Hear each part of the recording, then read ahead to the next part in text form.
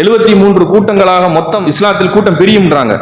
இதை சொல்லும் போது ரசூலுல்லாவுக்கு எவ்வளவு வருத்தங்களும் வலியும் கஷ்டமும் இருந்திருக்கும். நம்ம சொல்லுவோமா, என் குடும்பம் இன்னும் 10 வருஷத்துல காணா போயிரும் சொல்ற ஒரு ஆள் சொல்றாங்க, எப்படி இருக்கும்? மனசு வேதனைப்படுமா இல்லையா? உன் குடும்பம் இப்படி வாய்ப்பு சிதஞ்சு போயிரும் அப்படின்னு சொன்னா நம்ம மனசு எப்படி வலிக்கும்? ரசூலுல்லாஹி ஸல்லல்லாஹு அலைஹி வஸல்லம் இந்த ஹதீஸை சொல்லும்போது எவ்வளவு கஷ்டப்பட்டிருப்பாங்க.